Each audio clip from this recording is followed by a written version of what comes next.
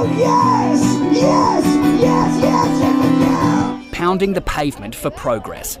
Canberra, Sydney, Melbourne, even New York. Tens of thousands united by a single word. Politicians, sporting legends and musicians throwing their weight behind the voice. Perth, you've done us proud. My heart is warmed by the amount of people who have turned up for this. But on October 14, it's the voice of regular voters which will be heard the loudest. We've spent so many years looking for a way forward, and I truly believe that this is the first step of something beautiful for Australia. It's a step forward. They've been denied equal opportunities for decades, and I think we've got an obligation to back them in.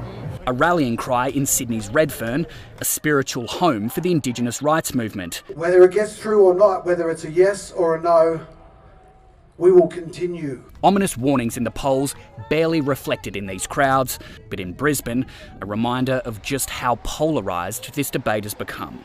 And for all the optimism on display here, some realism about the task at hand. I don't think that we're actually going to convince any no people just because a whole lot of people who think yes are here, but just to feel positive, because it's not looking very positive.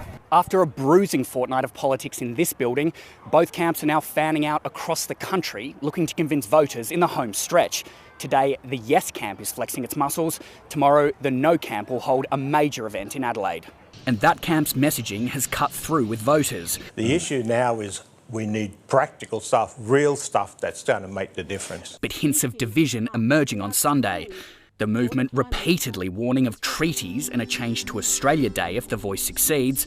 But key leader Warren Mundine is backing both ideas. If it's a no vote, that's when the real work starts. I've always been honest, even though I know people on my side don't agree with me on these two issues. The No campaign quick to play down the comments. Warren's long-held views are well known and on the record, Fair Australia said in a statement. He's not the one trying to divide us by race in the Constitution. It's now time for the Yes campaign to come clean about the cost of the divisive voice. With the Yes camp trailing and the finish line in sight, this walk may need to become a sprint. Finn McHugh, SBS World News.